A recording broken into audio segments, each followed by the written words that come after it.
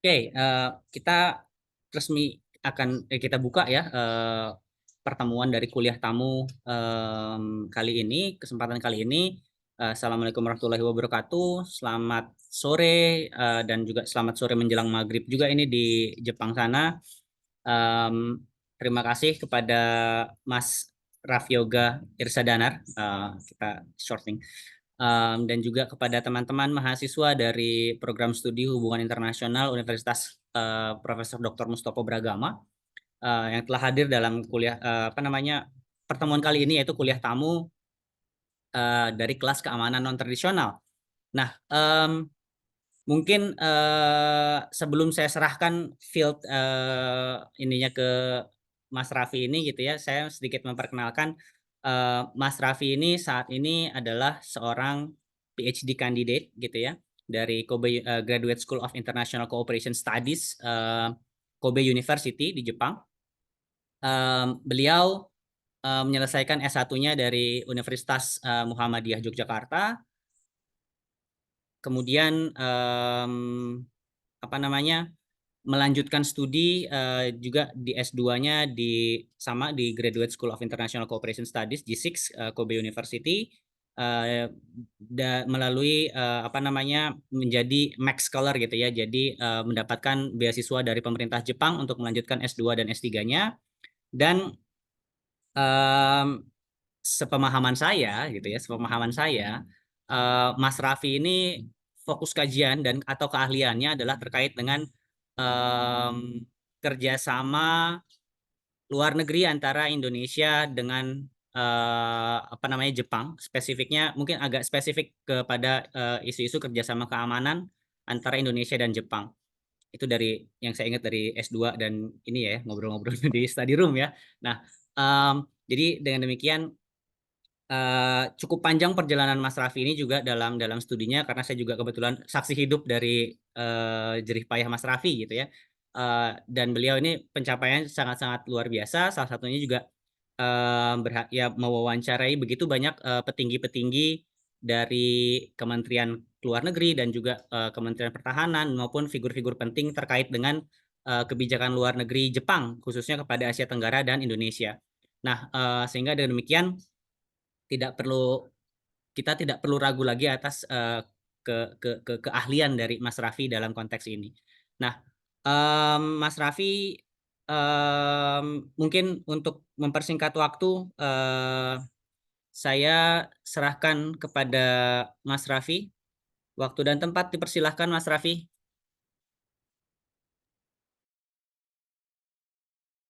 Oke, suara saya terdengar ya, Pak Fajar.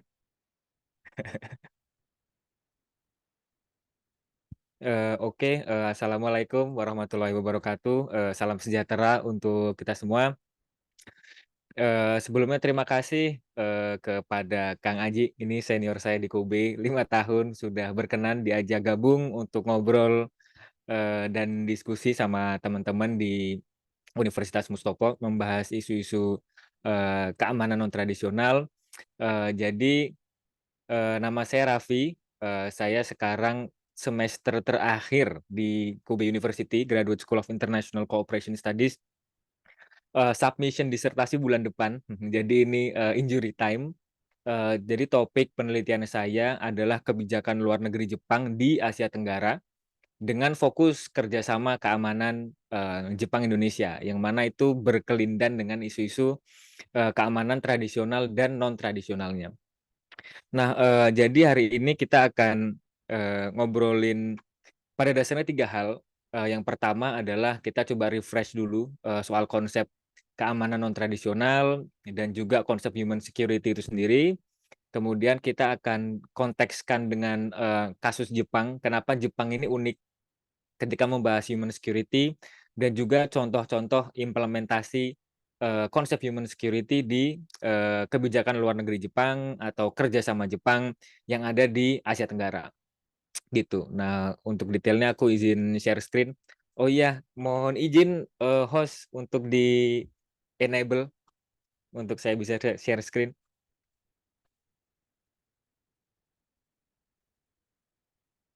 Sip. Oke, oke siap. Oke. Oke, sudah terlihat ya. Oke, jadi hari ini nanti kita akan diskusi dan ngobrol soal eh, perspektif human security, dan seperti yang tadi sudah saya paparkan, kita akan ngobrolin konsep keamanan sebagai isu HI-nya. Kemudian kita juga akan refresh kembali perkembangannya seperti apa. Kenapa lantas ada isu keamanan yang tradisional, terus kemudian ada yang non tradisional, kemudian di non tradisional itu juga ada cabang-cabangnya lagi. Nanti kita refresh kembali. Baru kita akan masuk ke pembahasan spesifik terkait kebijakan Jepang di Asia Tenggara dari perspektif human security. Nanti baru di akhir kita akan ngobrol lebih banyak, feel free aja waktu Q&A session, gitu. Pertama, apa itu security? Jadi di antara non traditional security sama traditional security tentu ada overlapping konsep, yaitu security-nya. Mungkin sudah sering diulang-ulang ya sama Pak Fajar, dan teman-teman juga udah sering mengulang juga konsepnya. Jadi pada dasarnya security atau keamanan itu adalah kebebasan dari ancaman dan rasa takut untuk mempertahankan nilai. Nah, jadi nilai ini cukup luas. Jadi tidak hanya fisik, tapi juga nilai-nilai yang dipertahankan dari identitas dan juga nilai-nilai lain yang penting untuk kita. Kira-kira kayak gitu. Nah, kemudian kembali ke konsep dasar HI, kenapa suatu isu itu bisa dikategorikan sebagai isu hubungan internasional atau bukan isu hubungan internasional. Ini biasanya waktu kuliah nih sering diomelin dosen kalau nulis paper suka ditanya, ini HI-nya di mana nih gitu. Nah, isu keamanan itu menjadi isu HI karena dia memenuhi dua syarat utama, yaitu yang pertama dia melampaui batas negara, dan yang kedua tidak hanya dia melampaui batas negara, tapi dia juga memiliki dampak yang signifikan dari aspek politis. Dia mengharuskan suatu negara untuk merespon secara politik, secara kebijakan. Nah, kira-kira seperti itu kenapa isu keamanan menjadi isu hubungan internasional. Nah, kita kembali ke awal mula di mana studi security ini menjadi populer, yaitu konteksnya adalah perang dunia. Perang dunia pertama, perang dunia kedua, yang mana cendekiawan hubungan internasional itu berlomba-lomba untuk mempelajari bagaimana caranya untuk mencegah perang, yang mana bentuk ancaman utama dari perang adalah militer atau angkatan bersenjata. Gimana caranya supaya eh, angkatan militer ini tidak saling berperang, angkatan bersenjata ini tidak saling berseteru, supaya bisa diciptakan suatu keamanan, supaya semua negara ini merasa aman dari ancaman. Nah, ketika kita membahas perang, itu kan selalu aktornya adalah negara lawan lawan negara gitu. Misal kalau sekarang Rusia melawan Ukraina misal, atau misal dulu eh, waktu Indonesia awal-awal merdeka gitu, Indonesia melawan melawan sekutu gitu, melawan melawan Belanda, melawan agresi Belanda.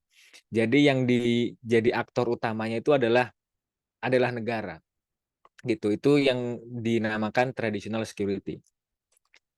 Nah, perkembangannya adalah setelah perang itu selesai, ketika dunia ini relatif stabil, tidak ada perang yang besar, gitu, tidak perang dunia kedua selesai, tetapi ancaman-ancaman itu justru datangnya bukan ancaman militer dari negara lain, tetapi kadang justru ancaman-ancaman itu datang dari sumber-sumber lain, misal dari eh, pemerintah negara itu sendiri, atau mungkin dari kelompok yang ada di dalam negara itu. Maka dari itu, analisisnya harus dipersempit lagi. ketika suatu negara ini bebas dari peperangan, bukan berarti masyarakat yang ada di dalamnya itu bebas dari ancaman. Maka dari itu analisisnya dispesifikan lagi menjadi individu. Yang tadinya negara, kemudian dicek lagi ketika negaranya sudah aman, apakah individu-individu yang ada di dalam negara itu sudah aman juga atau belum. Maka dari itu isunya menjadi lebar. Ada banyak cabangnya. Ada human security yang membahas eh, freedom from fear and freedom from want individunya, ada environmental security, bagaimana climate change atau perubahan iklim atau hal-hal hal-hal lingkungan itu mengancam keselamatan manusia. Ada juga economic security, bagaimana isu-isu ekonomi itu bisa menjadi ancaman untuk keselamatan dan survivability seseorang. Ada juga isu maritime security. Maritime security itu nanti berkaitan dengan human trafficking, ada illegal fishing yang mengancam eh, mengancam keamanan manusia juga. Jadi isunya menjadi semakin spesifik, menjadi semakin berjabang gitu. Makanya mata kuliah ini ada gitu. Jadi untuk mempelajari isu-isu keamanan non tradisional. Nah, ketika isu non tradisional itu dia tidak level analisisnya melebihi negara gitu. Jadi bukan antar negara lagi, tapi kenapa isu non tradisional ini menjadi menjadi isu HI? Karena kan isunya domestik semua, gitu kan. Jadi isu human security, environmental security, economic security itu kan lebih banyak domestik secara scope gitu, bukan antar negara. Nah, tetapi isu keamanan non tradisional ini tetap menjadi isu HI karena dia memiliki dampak dan resiko yang melampaui batas negara. Misal ketika ada perang sipil di suatu negara, itu akan menciptakan flow of refugee. Jadi ada pengungsi yang akan mendisrupsi perbatasan gitu misal. Yang kemudian itu juga memiliki dampak politis. Negara-negara di sekitarnya, negara-negara yang terkait, dia harus do something supaya isu keamanan tersebut tidak melebar ke negaranya atau atau bisa lebih baik keadaannya untuk meningkatkan kestabilan regional. Dan karena hal tersebut, karena isu non tradisional ini dampaknya sangat luas, bisa melebar ke aspek regional atau bahkan internasional, maka dari itu memerlukan kerjasama internasional untuk mengadres atau untuk mengatasi isu-isu tersebut.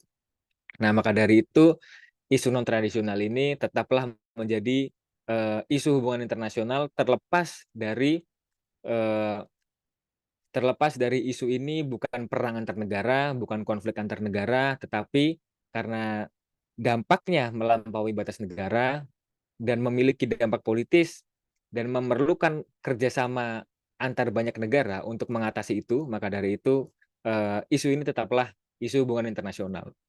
Gitu. Nah, kita langsung masuk ke human security. Di antara berbagai isu tersebut, salah satu konsep utama dari isu keamanan non tradisional adalah human security. Dalam konsep human security itu ada dua kualifikasi. Jadi ada dua sumber keamanan bagi manusia atau dua source of security for human. Yang pertama adalah freedom from fear.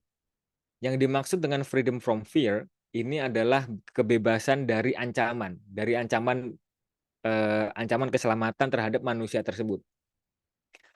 Ini lebih banyak dikaitkan dengan konflik, gitu. Mungkin konflik antar suku atau konflik antar kelompok politik atau mungkin konflik-konflik lain gitu. Dampak dari konflik bersenjata yang terjadi di dalam negara tersebut dan juga kebebasan dari ancaman disaster atau bencana alam. Itu yang pertama. Yang kedua adalah freedom from want. Nah, kalau tadi freedom from fear itu adalah bebas dari ancaman terhadap kita. Kalau freedom from one itu adalah kebebasan eh, untuk mendapatkan sesuatu. Jadi kita tidak dibatasi untuk mendapatkan sesuatu, kita tidak dibatasi untuk menjadi prosper, tidak dibatasi untuk menjadi makmur dan survive. Jadi kalau freedom from one itu lebih membicarakan soal keterbatasan akses untuk survive. Nah, ini lebih banyak dikaitkan dengan isu kemiskinan dan kerentanan suatu kelompok. Misal ada suatu kelompok yang didiskriminasi, tidak bisa mendapatkan pekerjaan misal, atau akses terhadap kegiatan ekonomi dibatasi, akses untuk berkegiatan dibatasi, sehingga mereka tidak bisa survive gitu. Jadi itu lebih digolongkan kepada freedom from one. Meskipun kadang freedom from fear sama freedom from one ini kadang berkelindan juga gitu. Nah, ini salah satu konsep utama dalam aspek human security. Nah, ini contoh-contoh di Indonesia ya. Di Indonesia, nah yang pertama ada freedom from fear. Jadi ketika Indonesia ini selesai dengan Belanda, selesai dengan Jepang, udah selesai tuh penjajah udah pulang kan. Nah, kemudian apa isu-isu keamanan yang terjadi di Indonesia? Ada isu politik gitu. Jadi bagaimana perbedaan afiliasi politik itu bisa menjadi ancaman untuk Anda. Ketika Anda di diklasifikasikan terkait dengan kelompok A, itu Anda bisa dipersekusi gitu. Eh, atau mungkin terkait dengan identitas kesukuan misal. Ada banyak konflik antar suku di Indonesia. Mungkin teman-teman juga bisa mengingat gitu. Bagaimana identitas kesukuan kita itu bisa menjadi sumber ancaman untuk kita. Karena saya orang suku X, maka dari itu eh, saya bisa terancam nih hanya karena saya berasal dari suku tertentu. Atau mungkin banyak hal lain gitu.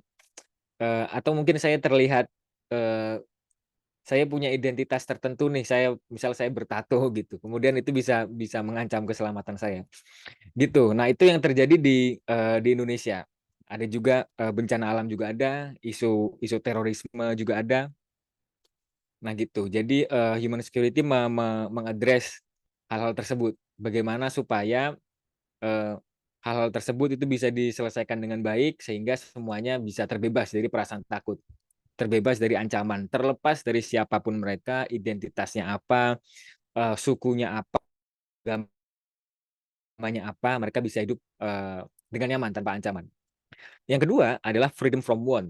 Nah, ini contoh yang paling mungkin yang paling paling terlihat adalah Krismon tahun 90-an. Nah, hal itu menyebabkan banyak orang tidak mampu mendapatkan kebutuhan-kebutuhan pokok.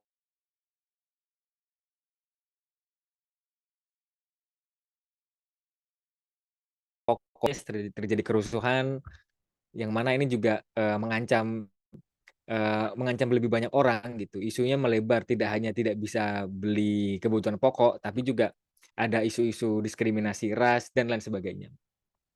Gitu. Ini salah satu beberapa contoh lah aplikasi konsep human security issues yang ada di Indonesia. Nah, kemudian salah satu hal yang membedakan konsep keamanan tradisional dan non tradisional adalah ketika tradisional itu isu keamanannya semua diserahkan kepada militer dan angkatan bersenjata. Yang in charge hanya mungkin TNI atau mungkin polisi atau mungkin kalau sebelum tahun 98 pada Orde Baru itu ABRI gitu. Jadi ketika ada isu keamanan ya yang berhak untuk menyelesaikan dan punya wewenang untuk menyelesaikan yaitu militer dan angkatan bersenjata. Tetapi ketika isu keamanan non tradisional termasuk human security, ketika tadi kita lihat isunya itu kan isu soal ketahanan atau kekuatan komunitas gitu. Kekuatan komunitas, komunitas yang makmur, komunitas yang aman, komunitas yang rukun, itu kan sumber keamanan. Maka dari itu, pendekatannya juga harus lebih holistik. Pendekatannya harus menyeluruh.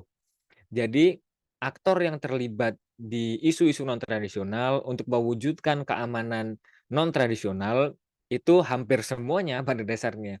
Ada lembaga keamanan non-militer misal seperti Bakamla gitu.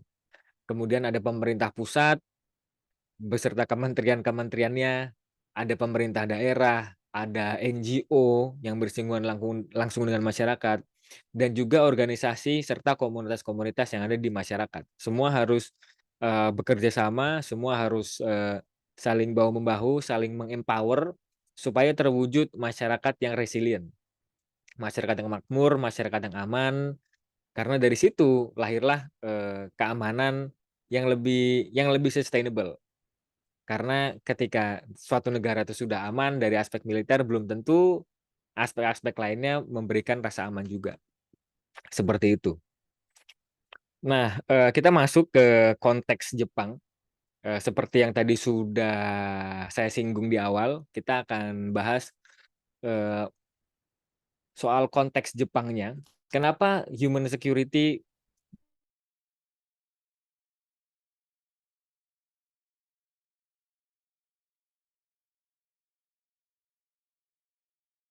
kebijakan Jepang di Asia Tenggara, termasuk di Indonesia.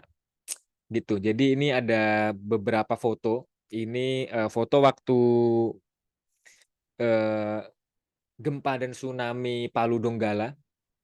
Ini sekitar tahun 2000, kalau nggak 2017, 2018. Jadi, JSDF itu mengirim mendeploy pasukan untuk membantu disaster recovery, karena itu termasuk di dalam aspek human security tadi kan, freedom from fear, yaitu freedom, dari disaster. Jadi mereka terlibat dalam hal tersebut. Selain membantu logistik bantuan, mereka juga mengirimkan expert, mengirimkan tenaga-tenaga teknis, tenaga ahli, termasuk untuk kesehatan. Oke, nah konteksnya seperti ini. Ini sedikit sejarah ya, sejarah yang mungkin sudah cukup umum, tapi cukup menarik ketika kita kontekskan dengan human security. Jadi, mungkin untuk teman-teman yang fokusnya bukan Jepang secara khusus, ini sekedar informasi, mungkin informasi baru, mungkin teman-teman sudah tahu, bahwa Jepang itu tidak punya angkatan bersenjata aktif. Jepang itu tidak punya Imperial Army. Japanese Imperial Army itu udah bubar dari tahun 45 sejak mereka kalah. Ketika Indonesia itu punya TNI, Jepang itu tidak punya. Tentara Nasional Jepang itu nggak ada. Secara hukum mereka tidak punya army atau tentara yang aktif gitu. Karena sejak selesai Perang Dunia Kedua, Jepang itu diokupasi oleh Amerika Serikat sebagai pemenang, dan ketika okupasi itu, okupasi selama 7 tahun dari tahun 45 sampai 52, Amerika itu meriset konstitusi Jepang. Jadi mungkin gini, mungkin kalau misal dulu Belanda berhasil meringsek masuk ke Indonesia lagi, itu Belanda akan meriset ulang, semacam konstitusi Indonesia gitu, Pancasila, undang-undangnya diganti semua sesuai dengan versi yang lebih pas untuk Belanda. Nah, ini di konteks Jepang, Amerika melakukan hal yang sama. Jadi Jepang itu dibredel, eee, karena Jepang itu negara yang fasis, negara yang suka menjajah tetangga-tetangganya. Maka dari itu didemokratisasi secara politik dan juga secara militer itu dikebiri juga. Jadi Jepang itu secara undang-undang, tidak boleh memiliki kapasitas dan tidak memiliki hak untuk berperang. Jadi mereka menyatakan bahwa, eee, kami akan menanggalkan, instrumen-instrumen kami untuk perang di darat, laut, dan udara. Maka sejak Jepang, kalah perang itu mereka tidak punya tentara lagi. Nah, meskipun setelah itu karena dinamika di kawasan akhirnya Jepang diberi toleransi. Oke, boleh punya angkatan bersenjata tetapi judulnya pasukan bela diri, self defense force aja. Self defense force ini secara hukum, secara legal itu tidak punya hak yang sama dengan militer. Ketika militer itu bebas, dia mau dideploy kemanapun, tapi kalau JSDF itu tidak boleh dideploy untuk kapasitas kombatif. Jadi lebih untuk self defense aja, gitu. Nah, ini membuat Jepang ini jadi terancam tidak relevan dalam isu-isu keamanan karena tentaranya nggak bebas, nggak boleh ikut kemana-mana gitu. Nah, sebagai solusi akhirnya Jepang putar otak nih, gimana caranya supaya kita ini nggak dilupakan gitu, supaya kita ini tetap relevan, tetap kontributif di isu-isu keamanan dunia. Jadi mereka double down, mereka invest ke isu-isu yang aspeknya non tradisional dan human security. Karena konsep human security dan non tradisional itu kan tidak melibatkan isu-isu militer, tidak melibatkan kapasitas kombatif sebagai militer untuk ikut perang, untuk ikut join force, mengirim pasukan kemana gitu. Itu Jepang tidak ada yang mengirimkan hal-hal tersebut.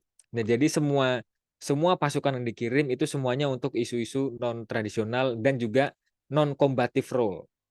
Jadi untuk bantu disaster recovery, untuk bantu perbaikan jalan, untuk melakukan bantu pendidikan gitu. Jadi aspeknya ke sipilnya langsung, ke human security. Jadi dia tidak membahas isu-isu militer. Sehingga Jepang tidak melanggar hukum, mereka tidak melanggar konstitusinya sendiri. Masih bisa aktif berpartisipasi secara signifikan tetapi tidak melanggar undang-undangnya, tidak melibatkan kapasitas kombatif dari militer mereka. Nah, jadi ini yang kukutip dari websitenya Kemlu Jepang. Jadi mereka mengkampanyekan semua negara untuk bekerjasama mewujudkan human security. Jadi menurut mereka human security itu adalah freedom to live in dignity.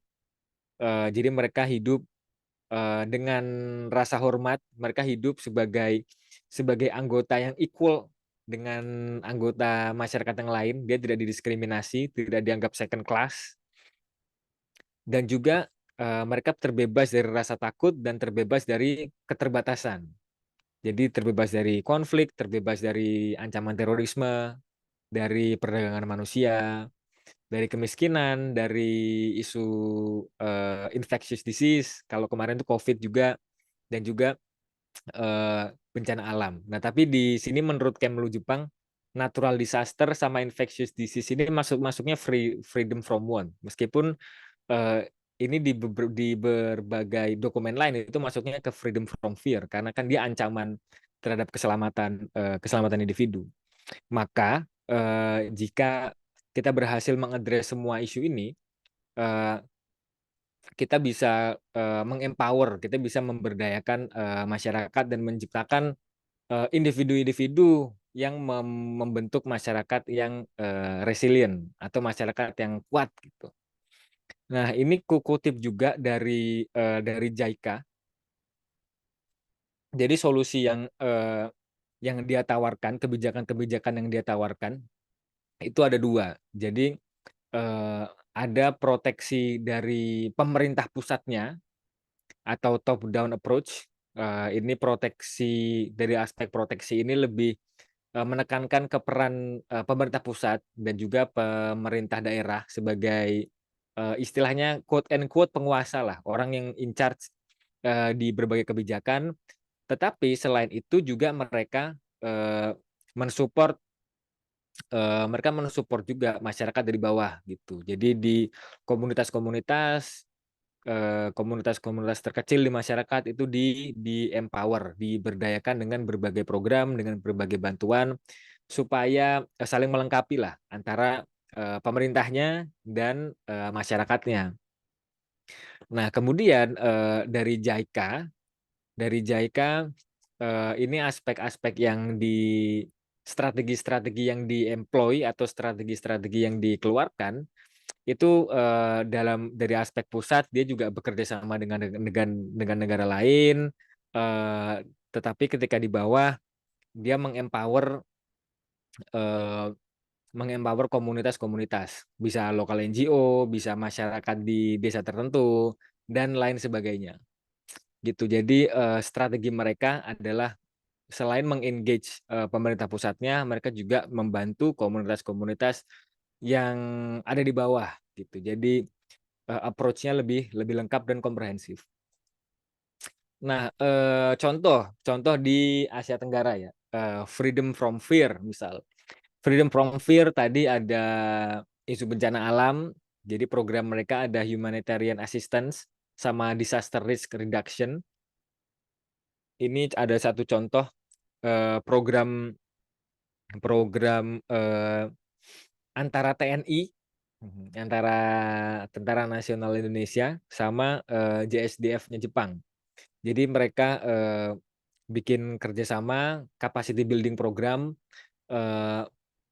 kayak tentara-tentara dari TNI dan perwira-perwira dari TNI akan dilatih oleh Jepang mengikuti pelatihan untuk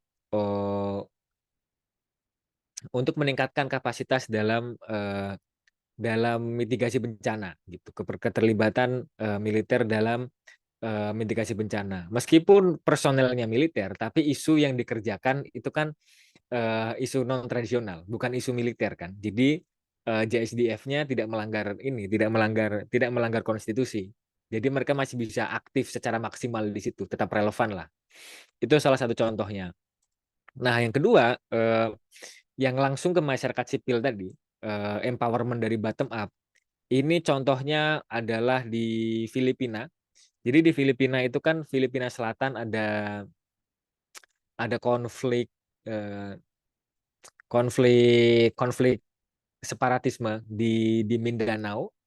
Nah, jadi Jepang ini juga terlibat di situ.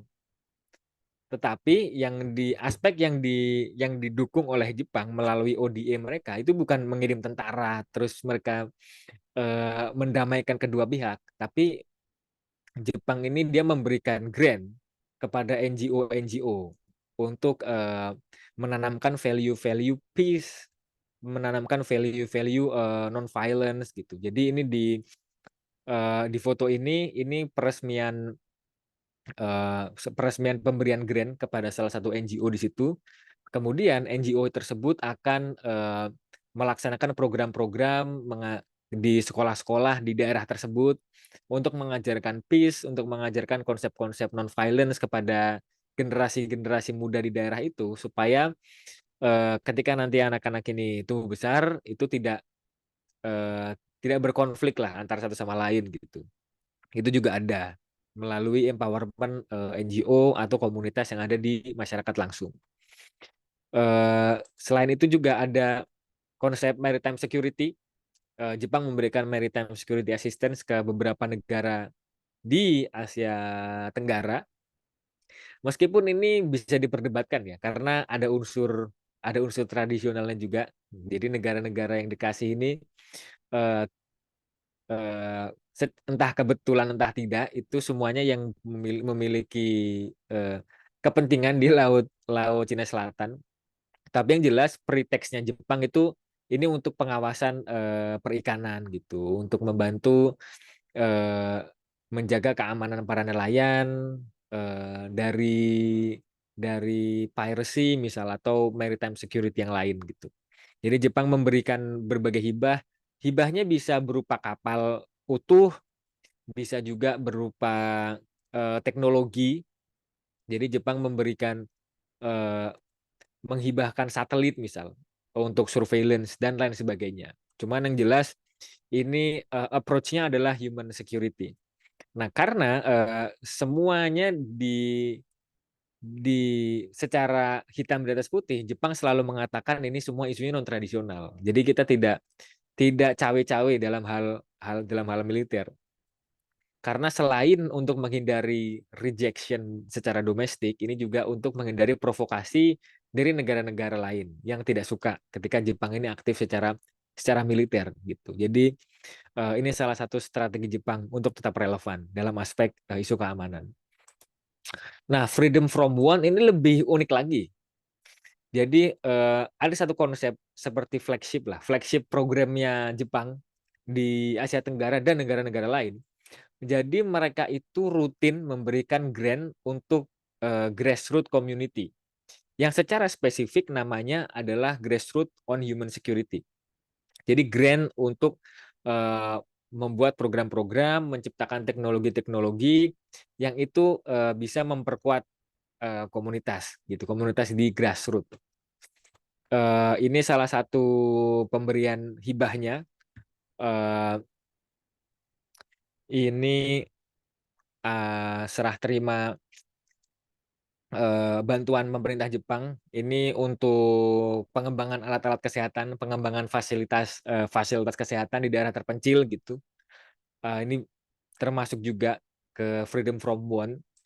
Ini juga ada juga di aspek pertanian. Jadi Jepang memberikan hibah kepada komunitas-komunitas petani di daerah untuk mengembangkan teknologi pertanian. Misal kalau yang di foto ini itu pengembangan tenaga biogas gitu. Jadi supaya masyarakat ini semakin resilient, supaya masyarakat ini semakin berdaya gitu. Karena ketika masyarakat ini berdaya, masyarakat ini akan less likely untuk berkonflik, less likely untuk saling berseteru, saling mengancam untuk mendapatkan resource. Ini juga ada hibah grassroots. Hibah grassroots ini selain itu ada juga pembangunan-pembangunan sekolah dasar. Ini secara spesifik ya, secara spesifik hibah grassroots untuk keamanan manusia.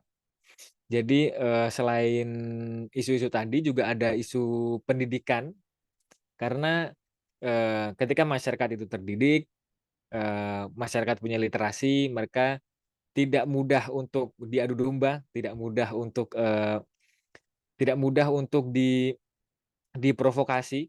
Kemudian mereka lebih berdaya juga, lebih punya banyak kesempatan sehingga less likely untuk berseteru melawan satu sama lain.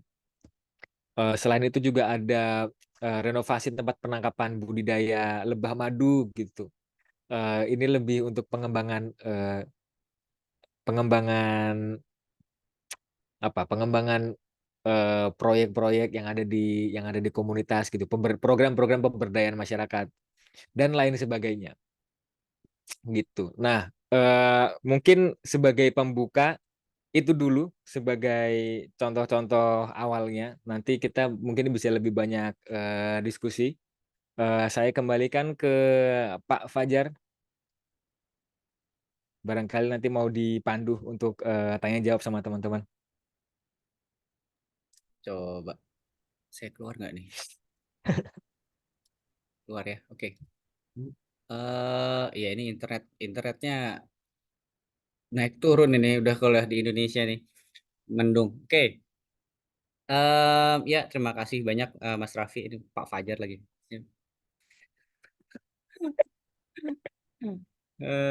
Ya, makasih banyak Mas Raffi Hmm, atas apa kuliahnya ya sebenarnya, hmm, bagi-bagi ilmunya. Em, Mungkin dari teman-teman terlebih dahulu, dari teman-teman mahasiswa ada yang mau bertanya atau share gitu ya. Pertama-tama sih kita ngebahas fokusnya adalah ke tadi ya hasil apa dari perkuliahan. Kalau ada silahkan raise hand, hidupin kamera, bicara. Mungkin sambil nunggu raise hand dulu ya.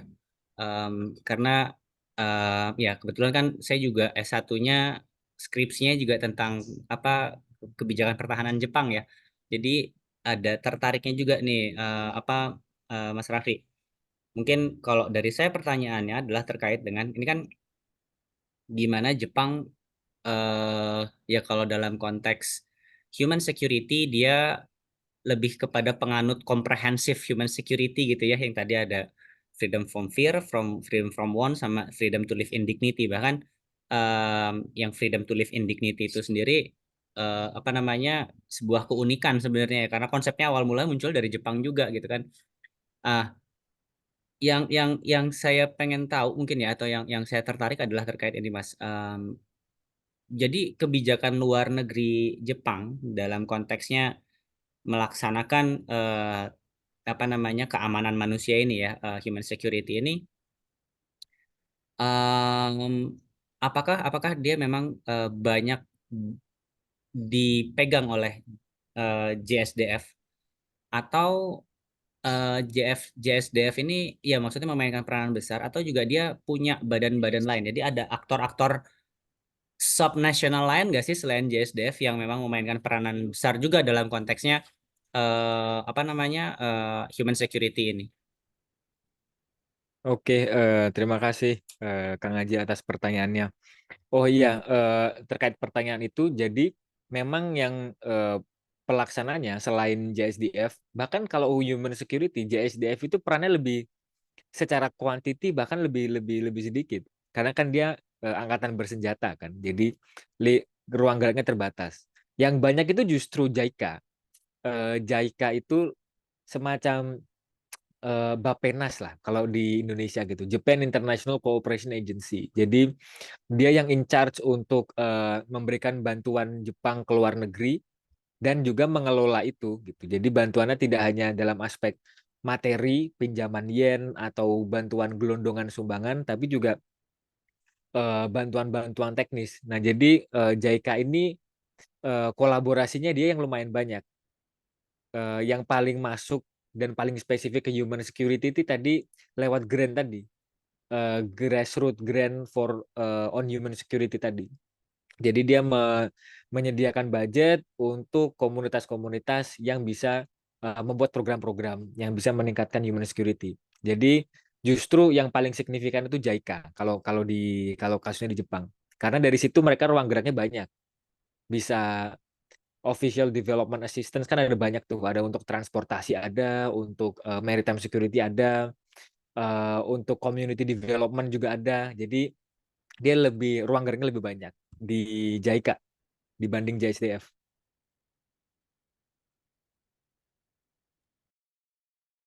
JICA ya. Ya, ya, JICA ini apa ya, kalau kita kita nggak punya ya sebenarnya, kalau Hmm. JICA yang spesifik kayak JICA. Em, Mungkin kalau dibandingin ke apa namanya, ke agensi-agensi negara lain, mungkin kayak USAID atau AUSAID mungkin kali ya. Ya Oh, ya beda USAID, sebenarnya. AUSAID. Itu mirip juga.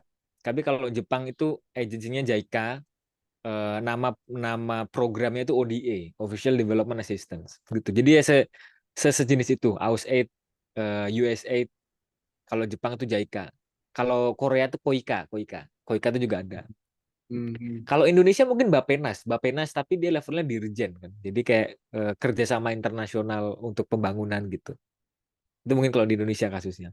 Oh, tapi berarti Indonesia sebenarnya juga ada gitu ya. Cuman Ya, ya, soalnya bukan bukan badan independen ya, maksudnya lebih masih bukan apa ya, badan selevel KL ya, lebih kepada ya. dirjen. Dirjen.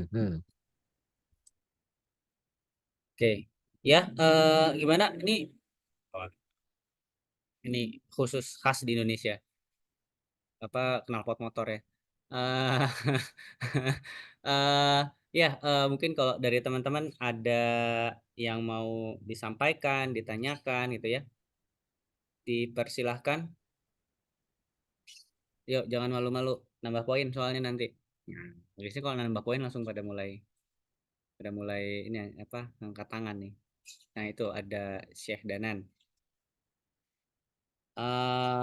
Mas Raffi izin bertanya, apakah BNPB itu sama dengan JICA? Soalnya saya masih tidak bisa membedakan antara BNPB dengan JICA. Oke, ini maksudnya JICA. Jadi JICA itu Japan International Cooperation Agency. Nah, kalau di Indonesia kan BNPB ini maksudnya ini ya, Badan Nasional Penanggulangan Bencana. Eh, ini konsepnya agak berbeda ya. Kalau BNPB itu kan dia spesifik ke isu human security yang eh, ber- yang berkenaan dengan disaster atau bencana alam. Nah, tapi kalau kalau JICA itu dia lebih ke pengelolaan dana lah, pengelolaan dana official development assistance untuk negara lain. Jadi aspeknya yang di yang di address itu lebih luas. Nah, kalau di Jepang BNPB itu eh, masuknya ke dirjen ya, dirjen eh, Ministry of eh, Ministry of Land and Infrastructure kalau nggak salah. Jadi memang dia yang menghandle isu-isu kebencanaan gitu. Jadi beda gitu antara BNPB sama JICA. Meskipun isu yang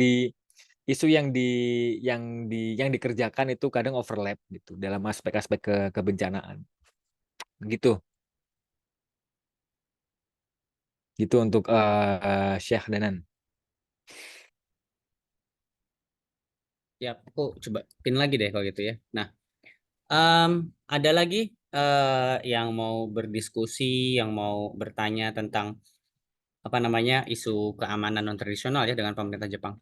Nah, atau atau kalau ini Mas Raffi boleh loh sambil ditunjuk aja mahasiswanya kalau kamu pertanyaannya apa gitu. Ya, silahkan Rifan.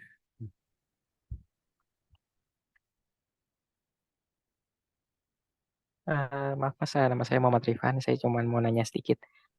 Saya sempat baca-baca berita juga, kalau nggak salah, emang kan Jepang saat ini kan belum punya eh, apa namanya militer resmi, maksudnya kan karena JSTF. Nah, saya pernah baca-baca juga kalau misalkan emang Jepang lagi berusaha untuk membuat lagi militer resminya. Apakah itu benar apa gimana? Terima kasih. Oke, terima kasih Rifan. Jawabannya betul. Jawabannya betul. Eh, jadi Jepang itu dilarang untuk punya militer aktif itu kan tahun 1945. Sekarang itu 2024. Jadi sudah dinamikanya udah begitu berbeda gitu antara tahun 45 sama tahun 2024. Jadi sebetulnya bukan untuk menciptakan angkatan bersenjata yang baru, tapi untuk memperluas kapasitas dari JSDF itu. Jadi salah satu concern utamanya adalah untuk memperluas definisi dari self defense itu sendiri. Jadi kalau dulu self defense itu kan kita mempertahankan diri. Kalau kita diserang, baru kita boleh membalas. Nah, itu self defense. Tetapi sekarang itu konsep self defense itu diperluas menjadi kolektif self defense. Jadi kasarannya adalah misal kita punya tetangga nih, tetangga kita kerampokan gitu.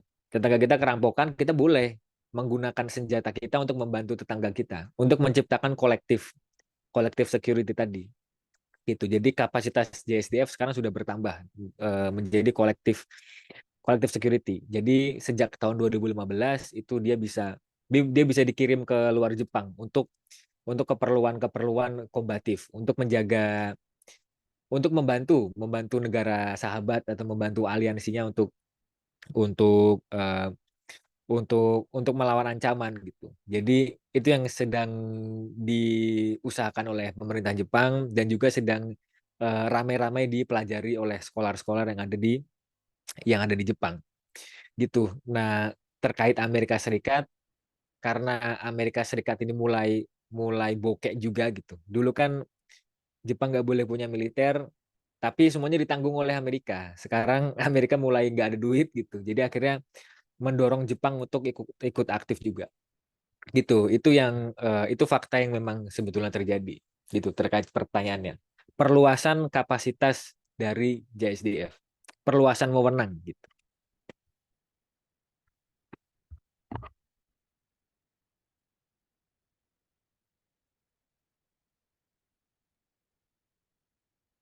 Ya, gimana Rifan? Ada pertanyaan lanjutan? Baik, enggak, udah cukup. Terima kasih Mas. Oke, makasih Rifan. Em, kita cari ada lagi diskusi. Nah, jadi mungkin gini ya. Teman-teman juga kita kan Mas Raffi sekarang menyampaikan tentang human security dan apa pemerintah Jepang ya. However, tapi maksudnya bukan berarti ya hanya spesifik kepada isu itu. Kalau misalnya teman-teman ada keterkaitan atau ketertarikan terhadap isu kebijakan luar negeri Jepang atau kebijakan luar negeri keamanan Jepang gitu ya. Dan saya rasa juga Mas Raffi sih senang-senang aja ditanya yang keahlian dia gitu. Pokoknya kalau kita dosen-dosen, kita peneliti, kalau ditanya yang emang ahli keahlian kita sih kita senang ditanya gitu. Soalnya karena nggak ada lagi yang nanya. Nah, jadi silakan aja teman-teman kalau misalnya ada ya, kalau ada yang mau bertanya. Dan nanti mungkin saya kita kalau masih ada nanti sisa waktu juga bisa tanya-tanya Mas Raffi gimana caranya biar bisa S2 dapat beasiswa gitu ya. Nah, itu nanti di akhir tapi nanti ya sekarang. Oke. Em, Gimana ya kalau misalnya teman-teman kita sambil nunggu ada yang lagi ngeformat pertanyaannya atau gimana gitu ya. Mungkin saya apa namanya saya lagi yang nanya gitu sebenarnya atau ya ini lagi gitu ke Ras. Nah, gini Mas, tadi kan ya tadi dari pertanyaan-pertanyaan mahasiswa juga memperlihatkan bahwa em, si GSDF ini in general di satu sisi juga ya melaksanakan tentang human human apa kebijakan human security gitu ya, dan di sisi lain juga dari internalnya itu sendiri em, ada upaya-upaya untuk adanya perluasan makna self defense gitu kan. Jadi ya berbicara mengenai interpretasi hukum.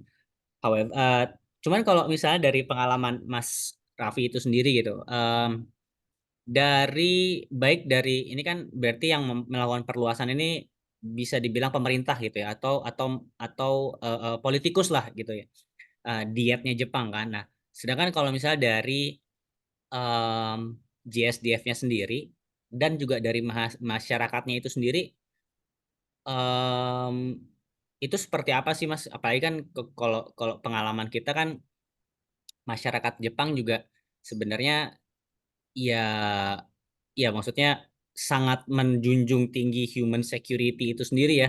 Malah kok rasanya maksudnya kalau dari pengalaman ya saya di sana juga ya sangat fokus kepada human security dan kehidupan manusia yang bermartabat gitu ya, dibandingkan dengan isu-isu militer seperti itu. Sebenarnya reaksinya atau opini dari publik dan dari JSDF itu sendiri seperti apa sih, Mas? Oh, oke. Wah, ini menarik nih topiknya dari Kang Haji.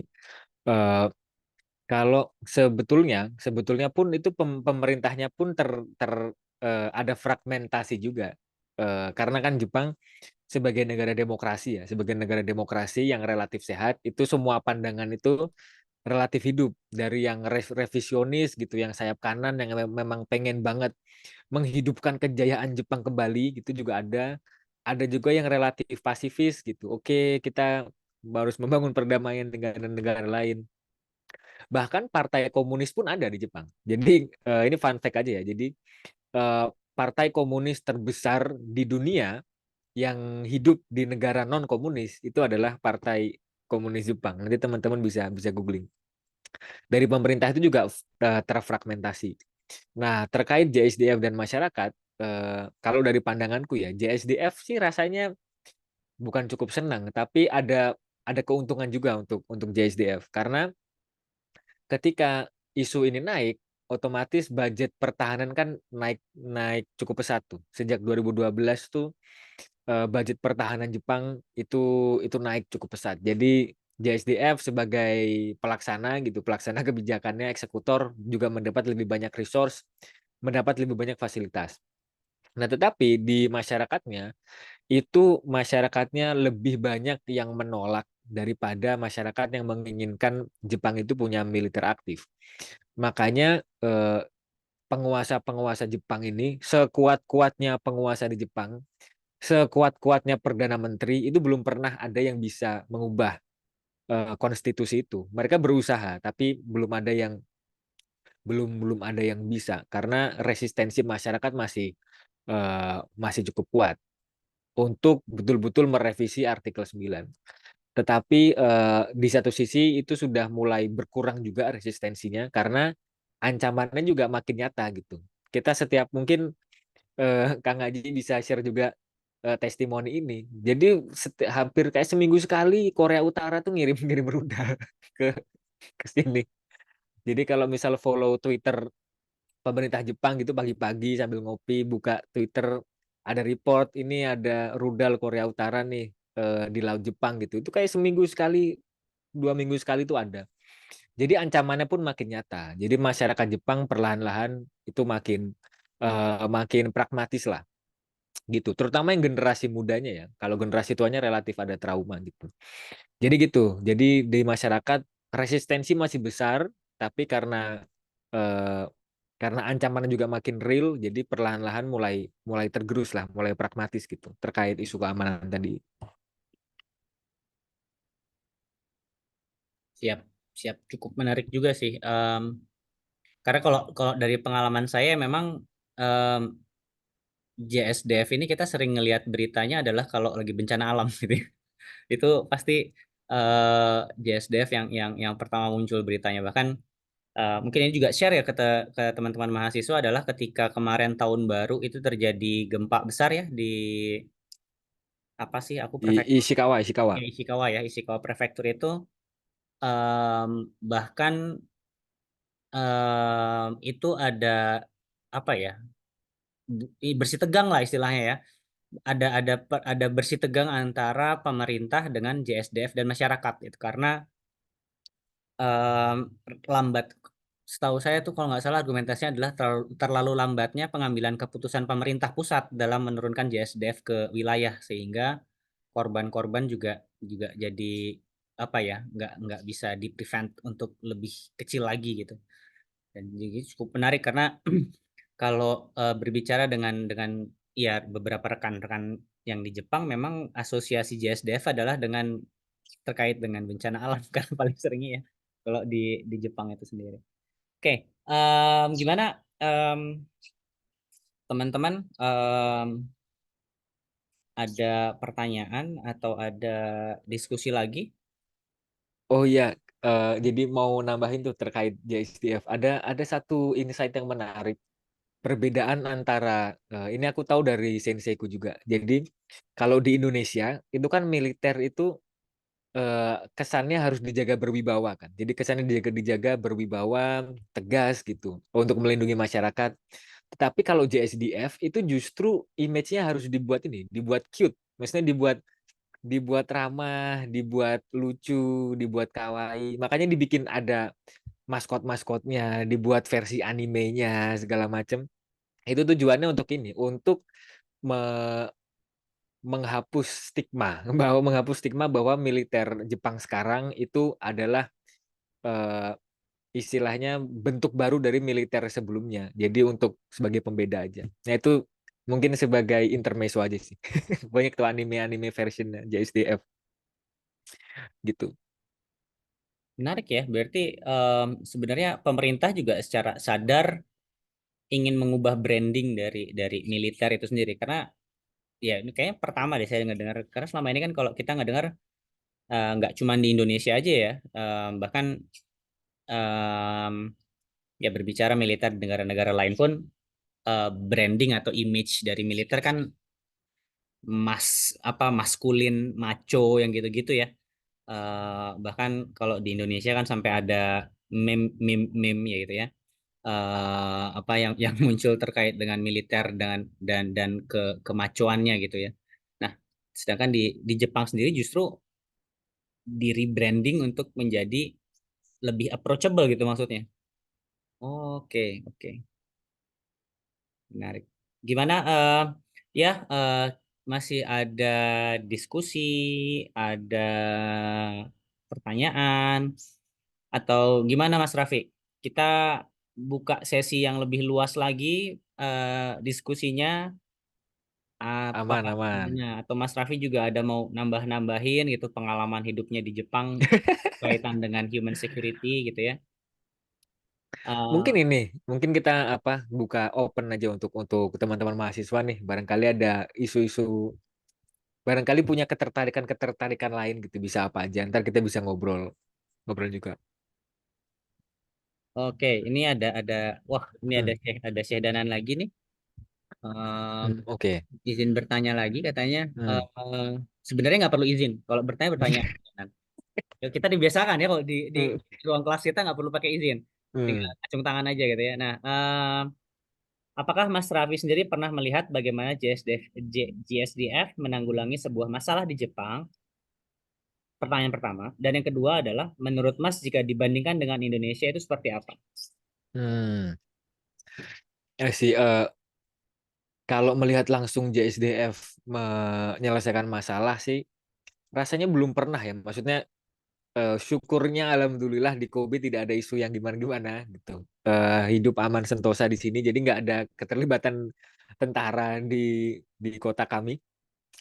Tapi mereka lebih terbuka, maksudnya lebih sekat dengan masyarakat, tidak terlalu tebal gitu. Jadi masyarakat ini warga sipil bargainingnya lebih tinggi lah somehow gitu dibanding mereka. Dulu saya pernah ke kayak kunjungan ke salah satu base militer JSDF. Itu juga mereka welcome aja gitu. Jadi semua eh, approach-nya juga lebih lebih santai gitu. Nggak terlalu kaku kalau sama masyarakat sipil gitu. Jadi mungkin agak beda dengan di Indonesia. Eh, saat saya kebetulan risetnya juga selain interview sama sama relevan stakeholder di Jepang gitu, dari Kemlu-nya Jepang, dari Kemhan, dari DPR-nya Jepang. Nah, kemudian di Indonesia juga interview sama pimpinan-pimpinan dari TNI, dari TNI AL gitu. Jadi kalau dari style komunikasinya memang lebih lebih terstruktur ya kalau di Indonesia gitu, lebih hierarkis gitu. Jadi kita masyarakat sipil yang harus relatif relatif menyesuaikan gitu. Kalau misal mau berkomunikasi. Cuman kalau di JSDF pengalamanku bersinggungan dengan mereka sangat sangat santai gitu. Lebih kayak mas-mas om-om biasa aja gitu. Om-om Jepang biasa yang pakai seragam militer. Jadi lebih approachable tadi image-nya. Memang itu image yang berusaha dibangun oleh JSDF supaya lebih diterima oleh masyarakat Jepang gitu. Ya, ya itu cukup menarik sih sebenarnya. Dan itu mengubah mengubah mengubah brandingnya itu berarti sebenarnya cukup apa ya, bisa dibilang cukup hebat juga ya, karena kalau kita kan berbicara Jepang dengan sejarah militer Jepang ya, dari zaman samurai dan segitu kan, bahwa militer itu benar-benar above the common people gitu ya. Bahkan sampai ketika Imperial Jepang dan sebagainya, cuman kemudian 100 tahun kemudian, 80 tahun kemudian itu bisa berubah sedemikian hebatnya gitu ya. Cukup menarik juga. Nah, ini Mas Raffi ada lagi pertanyaan nih. Dari Yukiko. Mas Raffi, saya mau bertanya. Satu, kenapa penanggulangan suatu bencana di Jepang itu cenderung cepat recovery-nya dibandingin Indonesia? Dan dua, apakah di Jepang juga memiliki daerah yang harus dijaga oleh tentara, seperti di Papua misalnya? Oke, oke. I see. Oke, thank you Yukiko pertanyaannya. Oh, yang pertama mungkin ini ya, mungkin nanti Kang Aji juga bisa share testimoni. Yang pertama itu kalau menurutku karena eh, isu isu kebencanaan itu dilihat dari sudut pandang human security perspective. Jadi kalau di human security perspective tadi, kalau strateginya Jepang itu kan approach-nya dua arah kan. Jadi pemerintahnya juga punya kebijakan yang komprehensif, masyarakatnya juga di-empower untuk bisa untuk tahu ketika ada bencana harus ngapain, ketika ada bencana dia harus pergi kemana, eh, ketika membangun suatu rumah, ketika membangun suatu bangunan itu standarnya seperti apa. Bahkan kalau mau membangun rumah itu ada petanya tuh, petanya kalau di daerah ini itu resikonya kena bencana apa. Misal di rumahku nih, rumahku di kosanku di atas gunung itu resikonya berarti longsor. Yang di bawah itu berarti resikonya lebih ke kena tsunami. Jadi pemerintahnya punya sistem yang mapan, masyarakatnya juga di-educate untuk paham sistem itu, dididik bahkan dari SD mungkin, dari SD, dari TK gitu, kayak anak-anaknya Kang Aji yang sekolah di Jepang mungkin juga udah diajarin, kalau ada bencana harus gimana. Jadi relatif, recovery-nya bisa lebih cepat karena, eee damage-nya juga sangat-sangat minimum gitu. Kemarin itu di Ishikawa berapa ya, 77, sekian skala Richter korbannya kayaknya nggak nyampe 1.000 atau berapa gitu. Jadi banyak yang ngebandingin juga, kalau di Indonesia udah berapa nih korbannya gitu. Jadi gitu, jadi, mungkin recovery-nya cepat karena, penerapan konsep human security-nya bagus, pemerintahnya pemerintahnya gercep, masyarakatnya juga paham gitu, jadi mobilisasinya tidak susah. Nah itu yang pertama.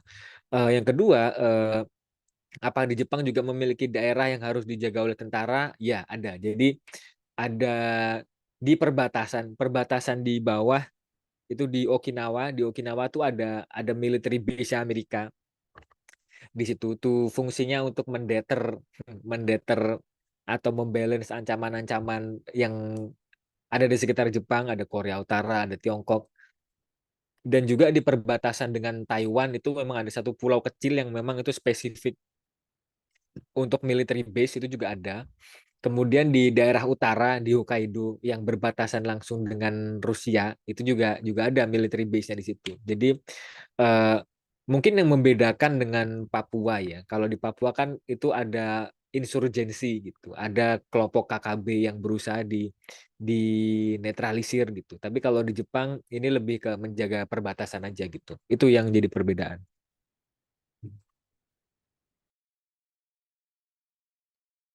Ya mungkin sorry lupa ya mungkin sama ini ya ya kalau mungkin buat gambaran juga buat teman-teman kalau Jepang ini sebenarnya sampai sekarang masih punya permasalahan perbatasan. Kalau di kita kan permasalahannya adalah insurgensi atau upaya separatisme ya. Di Indonesia ini dulu Aceh, kemudian apa namanya sekarang ada di Papua juga gitu ya. Kalau di Jepang perbedaannya adalah mereka punya sengketa perbatasan, sengketa klaim perbatasan, terutama yang cukup kuat itu di 2 titik atau 3 titik ya Mas Revi ya. Senkaku itu di selatan, Kepulauan Senkaku atau di Ayutthaya, kemudian juga ada di dengan Korea, Ya, eh, Dokdo, Takeshima Dokdo, Dokdo. Takeshima ya. Iya, iya, iya. Ya, dan itu juga makanya jadi satu wilayah sendiri juga. Selain tentunya tadi yang seperti bilang Mas Raffi, apa namanya karakteristik unik dari Jepang adalah punya Hmm, pangkalan militer negara lain di sana gitu hmm. ya. Nah, tentu dengan segala cerita-ceritanya ya, dan diskusinya. Nah, mungkin aku juga nambahin tadi ya terkait dengan pertanyaan pertama dari Yukiko. Dan ini juga mungkin nanti akan ditambahin lagi sama yang lebih ahlinya sama sama Mas Syaban gitu ya, di kuliah terkait dengan isu kebencanaan. Cuman memang kalau sepemahaman saya kemarin kan selama setahun itu di Jepang risetnya juga sangat bersinggungan dengan kebencanaan adalah bahwa jadi kalau di kita punya punya BNPB ya, kita ya Badan Nasional Penanggulangan Bencana. Nah, di Jepang juga ada. Bedanya adalah kalau di Indonesia BNPB itu punya bawahan di level provinsi dan kota gitu ya. Itu BPBD, Badan Penanggulangan Bencana Daerah. Sayangnya kalau di Indonesia belum lengkap gitu. Jadi kayak misalnya saya dari Kota Bandung gitu. Kota Bandung itu belum punya BPBD sendiri gitu. Dan ini banyak terjadi di mana seluruh Indonesia ya, banyak daerah kabupaten kota yang bahkan belum punya badan penanggulangan bencana sendiri. Sedangkan bagi Jepang itu secara struktur mereka tuh punya sampai ke tingkat komunitas. Jadi ada disaster disaster apa namanya ya, dewan dewan dewan kebencanaan dari level pusat, prefektur, kota sampai ke levelnya komunitas dan itu sering ngumpul. Jadi kayak saya tinggal di apartemen itu kan walaupun nenek-nenek kakek-kakek semua itu kadang sebulan sekali tuh ada rapat gitu. Ada rapat yang ya kadang saya nggak ada ngerti juga maksudnya apa tapi ngebahas tentang disaster preparedness itu tadi apa kesiapsiagaan bencana. Lain tentunya juga ya tadi pendidikan, akses bahkan ya kalau yang unik dari Jepang adalah Kalau teman-teman nanti pernah jalan-jalan ke Jepang atau akan jalan-jalan ke Jepang gitu ya, nanti Mas Raffi juga bisa ini. Kita tuh sering banget menemukan satu apa rambu-rambu ya. Kalau di Indonesia rambu-rambu jalan, kalau di sana tuh ada rambu-rambu kebencanaan. Ini daerah apa, berapa ratus meter lagi buat evakuasi, daerah aman dari tsunami dan sebagainya. Nah, dan ini tuh udah diajarin dari TK gitu. Jadi itu tadi apa yang dibilang Mas Raffi, kesiapsiagaan masyarakat itu udah terbangun sedari awal. Dan sebenarnya kalau ada yang tertarik dengan misalnya teman-teman tertarik nih dengan isu kebencanaan ya, ada diplomasi kebencanaan, Mas Raffi juga pernah ngundang waktu itu ada Ibu siapa ya? Aku lupa dari Undip. Eh, Bu Ratih dari kampusku. Oh, dari UMY ya. Iya, dari UMY. Ya, ada Bu Ratih yang emang spesialisasinya adalah diplomasi kebencanaan. Nanti juga ada Mas Syakban ya, regionalisme kebencanaan juga. Yang memang gitu buat Jepang isu kebencanaan adalah sebuah isu yang sangat krusial dan karena ya itu tadi karena kita sehari-hari di Jepang kayak nggak ngerasa sekali aja tapi gempa tuh sehari tercatat 100 sampai 200 kali gitu di Jepang itu. Jadi cukup cukup ini juga ya apalagi sekarang ini udah mulai musim Mei, Juni ya, Mas Raffi siap-siap menghadapi angin-angin kenceng gitu ya. Dan nanti di September juga angin kenceng lagi gitu kan. Kayak gitu. Jadi emang emang itu jadi salah satu hal yang cukup menarik juga dengan pengalaman tinggal di Jepang. Pengen ngerasain itu, coba tanya Mas Raffi, gimana Mas Raffi beasiswanya gitu. Mari kalau ada yang mau nanya boleh.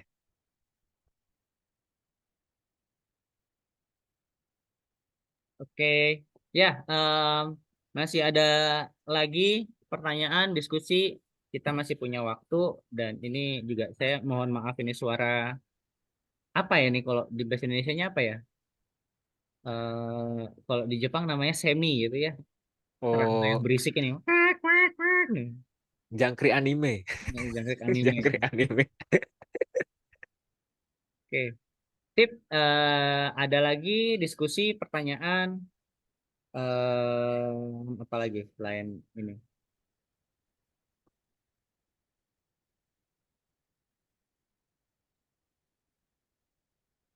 Tapi aman lah ya, maksudnya ya banyak sih kalau kita berbicara.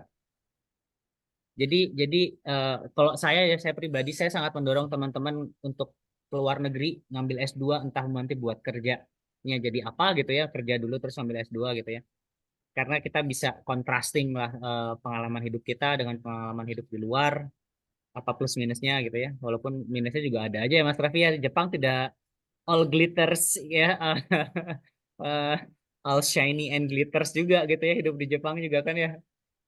Eh, Apalagi kalau saya istri saya buka open PO gitu, Mas Raffi paling pertama, pesan makanan ya.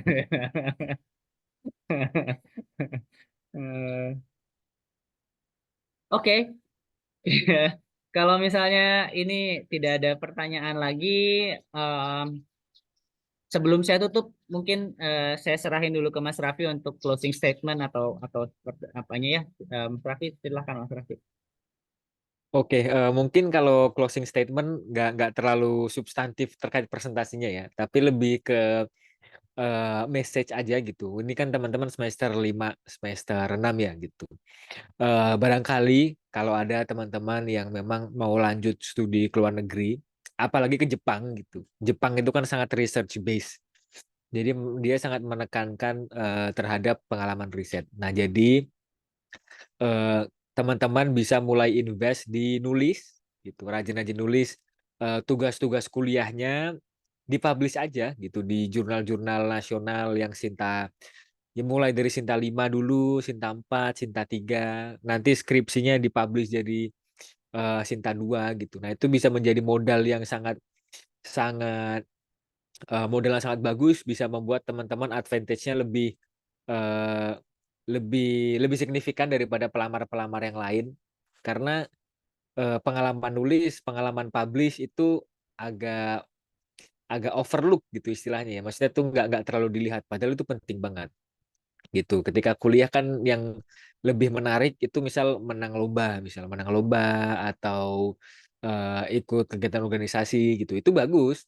Tapi misal mau ke Jepang gitu, nah itu mereka juga perlu melihat lah pengalaman-pengalaman riset kita gitu. Jadi yang pada mau lanjut S2, apalagi S2 di Jepang, mulai nyicil-nyicil lah, mulai nyoba-nyoba nulis ngirim ke jurnal gitu. Nanti itu bisa dipanen di kemudian hari. Gitu aja, Mas Aji. Oke. Ya, ya mungkin selain jurnal juga nulis di koran. Kalau di jurnal cukup berat, ngerasa belum, yang maksudnya ya ngerasa, aduh kayaknya belum siap gitu. Misalnya bisa nulis ke koran juga gitu ya, karena selain dapat publish juga dapat duit kalau di koran gitu ya. Nah, eh, apa namanya? Mungkin sebelum kita tutup, kita saya minta tolong ke teman-teman yang bisa untuk buka kamera dulu, kita foto bersama dulu karena untuk laporan ke Mbak Nadirah juga ini. Eh, ya, yuk teman-teman, silakan dibuka dulu foto kamera-kameranya. Em, kita foto bersama dulu.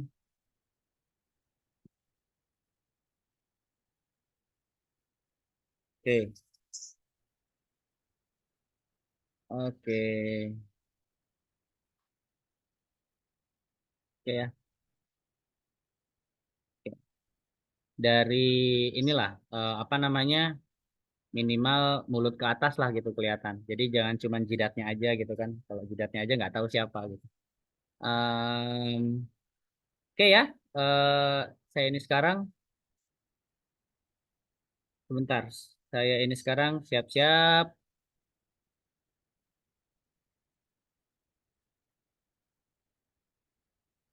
Satu, dua, bentar-bentar. Satu, dua, tiga. Oke, thank you teman-teman. Thank you teman-teman. Dan juga terima kasih banyak Mas Raffi sudah hadir Teri- bersama kami di Indonesia. Thank you. Semoga disertasinya aman hingga defense-nya gitu ya. Amin. Ya Karena ini Allah, udah amin. Mei ya. Udah baik. Juni ya pengumpulan ya. Injury time ini. Injury time ini. Oke, kita doakanlah semoga Raffi cepat pulang. Hei. Amin, amin ya Allah, amin. Ya, oke. Ya, mungkin juga sedikit informasi buat teman-teman yang lain. Kita akan ada kuliah tamu lagi untuk kelas keamanan non tradisional tanggal 30 hari Kamis, 30 Mei hari Kamis. Jamnya nanti saya kasih informasikan lebih lanjut terkait dan nanti insya Allah yang akan datang adalah Mas Muhammad Syakban, ya salah satu alumni Kobe University juga yang keahliannya adalah dalam regionalisme ASEAN dan juga disaster management. Jadi kita akan berbicara mengenai hal tersebut. Oke, terima kasih sekali lagi. Terima kasih banyak Mas Raffi dan juga rekan-rekan dari mahasiswa Prodi Hubungan Internasional Universitas Profesor Dr. Mustopo Bragama. Dengan demikian saya tutup kuliah tamu minggu ini. Assalamualaikum warahmatullahi wabarakatuh. Wassalamualaikum warahmatullahi wabarakatuh. Salam sejahtera. Waalaikumsalam warahmatullahi wabarakatuh. Waalaikumsalam warahmatullahi Thank you wabarakatuh. Mas Aji Terima dan kasih, Mas. semuanya. Terima kasih Thank Mas, you. terima Makasih kasih. Thank you Mas, semuanya. makasih Terima kasih Mas, Mas. makasih Mas. Oke, izin live ya, Kang Aji. Yuk.